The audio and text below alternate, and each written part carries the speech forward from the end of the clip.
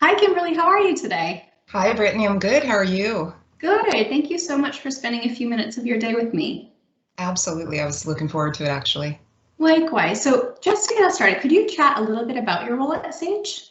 Absolutely. So about a year and a half ago, I moved over to the Sage AI Labs team, which is a specific department within the Sage organization, and I'm director of AI transformation. That is super exciting. And what do you think the best part of your job is? This is the first position that I've had in my career where I'm really part of an engineering team.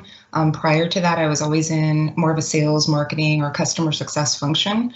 So being part of the engineering team, I'm focused really more on what the capabilities are in the future of Sage as a product line and what we can do moving forward with technology. Whereas in my past, I was always focused on what was currently available and optimizing utilization and so forth. But I get to see the exciting part of the technology side of things. Absolutely. And you touched a little bit on how this role is very forward looking. So can you share a little bit about the type of impact you want to have in this role and are continuing to have? Absolutely. So as my role in AI transformation, primary responsibilities are upskilling and also really helping ready the business and even our customers for that matter to be AI enabled. And so the part that I'm excited about is how we can take technology and actually apply it to our products to actually make a difference. And I've been with Sage for many, many years. In fact, my first role was back in 1999, just to age myself. But, I think of our industry as very conservative. Mm-hmm. And yet with AI and with our initial features, I've sensed the excitement and the enthusiasm for this technology and how it's going to enable our customers to be more forward facing rather than reactive and looking backwards. So it's really going to help them tremendously. Absolutely. And you brought up the customer. So on that note, can you talk a little bit about how you make sure that your team works really with a customer-centric framework in mind? Absolutely. So customers are at the center of everything we do, not only, for Sage, as you know, it's part of our executive charter. But when we're developing pilot projects or concepts, it's not all about technology and it's not about just slick, cool new features. It's about what we can do to really help our customers, what we can do to streamline processes, help them be more strategic in their roles and so forth. And so customers are really at the center of everything that we do. So it really all begins with the customer development process, interviewing customers and partners and accounting partners to find out what their pain points are, what some of the challenges would be, and then also engaging them in beta and early adopter processes. And so it really starts at the very beginning and not only from development, but also as we move towards launch, ensuring that the utilization and adoption is there. That's really insightful. Thank you for sharing that. Sure. And as you mentioned, you've been at Sage for a really, really long time and had a very successful career here throughout your entire duration. So can you chat a little bit over the years about how your leadership style has been shaped? Absolutely. In fact, I would have to say that being part of the Sage AI Labs team has been probably one of the highlights.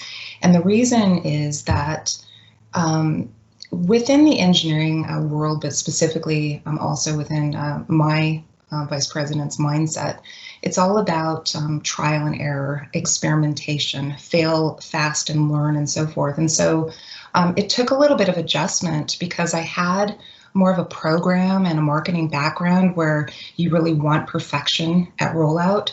And when you get into a different mindset where you almost have this safety net to try things and experiment and then apply lessons learned, I've realized the benefit of how that's impacted me. And so from a leadership standpoint, I definitely apply that. And also applying strengths. So I don't believe in a kind of a one-size-fits-all leadership style. I definitely think that it can and should be adapted to specific individuals to leverage working styles, experience and so forth. Right, that's very insightful.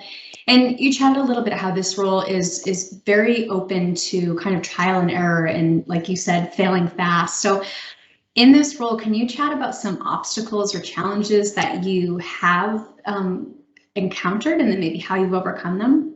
Absolutely.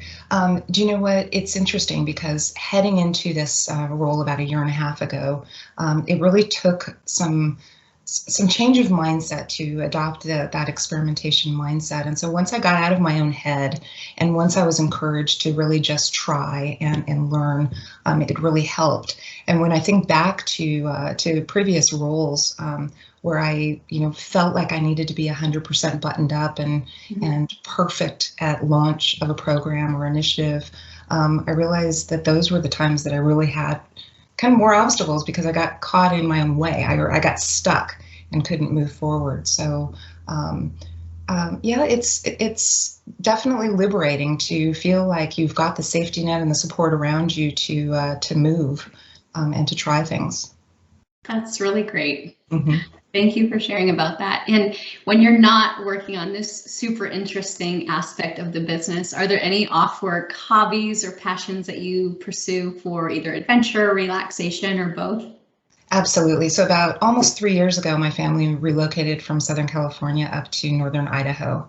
So I'm about 100 miles from the Canadian border. And so I find that even with COVID, we have a lot of family time, or even without COVID, I should say, we have a lot of family time. So we love to go exploring. We love to go off-road, looking for new trails up in the mountains and, new rivers and lakes and just looking at the history of Northern Idaho, Montana, and so forth. So we love to do that and spend a lot of time outdoors when we can.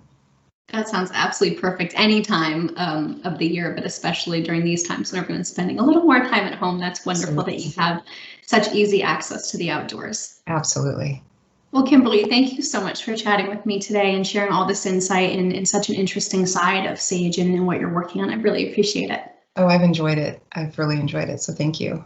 Thank you. Have a great day. Okay, you too. Take care.